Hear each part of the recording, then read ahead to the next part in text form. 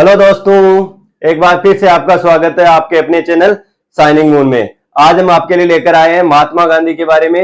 महात्मा गांधी की जीवनी, उनके सिद्धांत, उनकी किताबें के बारे में हम विस्तार से देखेंगे। तो आज का जो सेशन है आपके लिए बहुत ही इंपॉर्टेंट होने वाला है, तो बने रहे हमारे चैनल के साथ और वीडियो को अंत तक देखें। तो हम शुरू करते हैं आज का अपना सेशन। महात्मा गांधी का जन्म कब हुआ?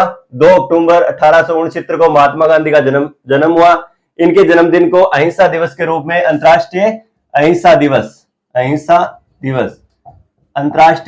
दिवस के रूप में मनाया जाने लगा। क्या है? 2 अक्टूबर को अहिंसा दिवस के रूप में, अंतर्राष्ट्रीय अहिंसा दिवस के रूप में मनाया जाता है और 2 अक्टूबर को महात्मा गांधी की जयंती मनाई जाती है। उसके बाद हम देखते हैं इनका जन्म 2 अक्टूबर 1869 को पोरबंदर गुजरात में इनका जन्म हुआ।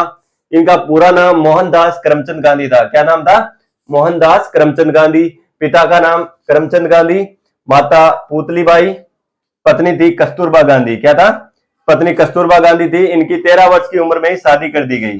13 वर्ष की उम्र में इनकी शादी हो गई थी कस्तूरबा गांधी के साथ। बाद में हम देखते हैं स्वतंत्रता के जो आंदोलन था उसमें राजनीतिक व आध्यात्मिक नेता थे ये। सत्याग्रह, सत्य के लिए आग्रह और सविनय आंदोलन पर उन्होंने बहुत ज्यादा जोर दिया। सत्य के लिए आग्रह के लिए इन्होंने दक्षिणी अफ्रीका में सत्याग्रह किया। उसके बाद में चंपारण, खेड़ा, जहां गुजरात में इन्होंने आंदोलन किया। और सविनय आंदोलन, उन्होंने, इनका मानना था कि अंग्रेजों के सामने हम सविनय के साथ उनकी अवज्ञा करें, उनको मानने से इनकार कर दे। बाद में हम देखते हैं महात्मा, इनकी जो उपाधियां थी, इनकी जो उपाधियों क्या नाम थे, इनको कौन कौन से उपाधियां मिली, उपाधियां हम देखते हैं। इनको महात्मा की उपाधि किसने दी? रविंद्रनाथ टैगोर ने इन्हें महात्मा की उपाधि दी।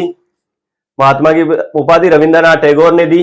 राष्ट्रपिता की उपाधि सुभाष चंद्र बोस ने सबसे पहले इन्हें राष्ट्रपिता के रूप में संबोधित किया।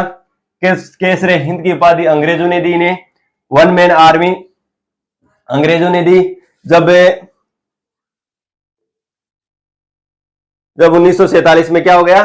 जब 1947 में भारत आजाद हो गया, उस समय जो गृह युद्ध छिड़ गया था, उस कारण इन्हें अंग्रेजों ने वन मैन आर्मी की संज्ञा दी, क्योंकि इनकी बात से ही वो रुक गए थे। उसके बाद हम देखते हैं इन्हें अर्धनग्न फकीर कहा गया। विंस्टन चर्चिल ने कहा स्वतंत्रता के बाद कांग्रेस को समाप्त कर देना चाहिए।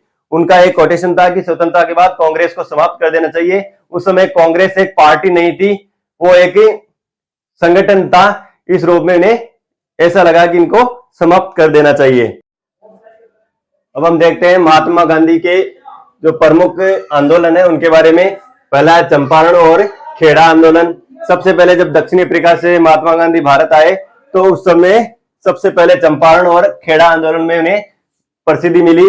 उसके बाद हम देखते हैं असहयोग आंदोलन, स्वराज और नमक सत्याग्रह, जिसे दांडी यात्रा भी कहा जाता है, दांडी मार्च कहा जाता है।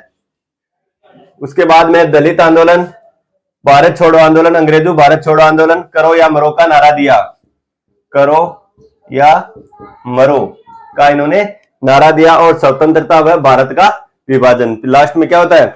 स्वतंत्रता मिलती है भारत को 1947 को और भारत का विभाजन हो जाता है। ये इनके प्रमुख आंदोलन थे। एक बार आंदोलन हम प्रमुख देखते हैं वापस। चंपारण व खेड़ा आंदोलन, असहयोग आंदोलन, स्वराज और नमक सत्याग्रह आंदोलन, दलित आंदोलन, भारत छोड़ो आंदोलन, स्वतंत्रता व भारत का विभाजन और सविनय अवज्ञा आंदोलन। सविनय अवज्ञा आंदोलन दिया उन्होंने। सविनय अवज्ञा आंदोलन क्या है? कि विनय के साथ उनका अवज्ञा करना, मना कर देना, काम के लिए मना नहीं करना लेकिन करना भी नहीं, तो इसके लिए क्या हो गया? सविनय अवज्ञा आंदोलन। अब हम देखते हैं इनकी जो पुस्तकें कौन कौन सी पुस्तकें हैं।